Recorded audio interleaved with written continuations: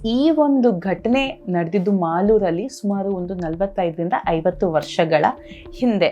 ಆಫೀಸಿಗೆ ಹೋಗ್ಬೇಕು, ನಾನು ಬರೋದಕ್ಕಾಗೋದಿಲ್ಲ, ಬೇಕಂದ್ರೆ ಸಾಯಂಕಾಲದ ಬಸ್ಗೆ ಇಬ್ರು ತಂಗಿದಿರು ಏನಿದ್ದಾರೆ ಅವರಿಬ್ರನ್ನ ಬಸ್ ಹತ್ತಿಸ್ತೀನಿ, ಬಸ್ ಸ್ಟ್ಯಾಂಡ್ ಇಂದ ಕರ್ಕೊಂಡು ಹೋಗ್ಲಿ ಅಂತ ತಿಳಿಸ್ತಾರೆ ಅವರ ದೊಡ್ಡಣ್ಣ. ಈತ 7 ಗಂಟೆ ಅಷ್ಟೊತ್ತಿಗೆ ಮನೇನ ಬಿಡ್ತಾರೆ. ಟೆಂಟ್ ಹತ್ರ ನಡ್ಕೊಂಡು ಹೋಗ್ತಾ ಇರ್ತಾರೆ. ಈ ಟೆಂಟ್ ಇದ್ದಿದ್ದು ಊರಿಂದ ಆಚೆ. ಅಲ್ಲಿ ಸಡನ್ ಆಗಿ ನಾಯಿಗಳೆಲ್ಲ ಕಿರ್ಚ್ಕೊಳ್ಳೋದಕ್ಕೆ ಸ್ಟಾರ್ಟ್ ಆಗುತ್ತೆ. ಆತ ನೋಡ್ತಾ ಇರ್ತಾನೆ, ಸುಮಾರು ಒಂದಷ್ಟು ದೂರದಿಂದ ಅವ್ರಿಗೇನೋ ಧಬಕ್ ಅಂತ ಸೌಂಡ್ ಕೇಳಿಸುತ್ತೆ.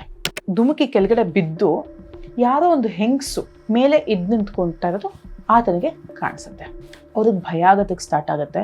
ಒಂದು ಘಳಿಗೆನೂ ಅಲ್ಲಿ ನಿಲ್ಲೋದಿಲ್ಲ, ನಡೆಯೋದಕ್ಕೆ ಸ್ಟಾರ್ಟ್ ಮಾಡ್ತಾರೆ. ಒಂದು 100-200 ಮೀಟರ್ ಹೋಗಿರ್ತಾರೆ ಅಷ್ಟೇ. ಅವ್ರಿಗೆ ಅವ್ರ ಹಿಂದ್ಗಡೆ ಯಾರೋ ಅವ್ರನ್ನ ಫಾಲೋ ಮಾಡ್ಕೊಂಡ್ ಬರ್ತಾ ಇದ್ದಾರೆ ಅನ್ನುವಂತಹ ಒಂದು ಫೀಲ್ ಆಗುತ್ತೆ.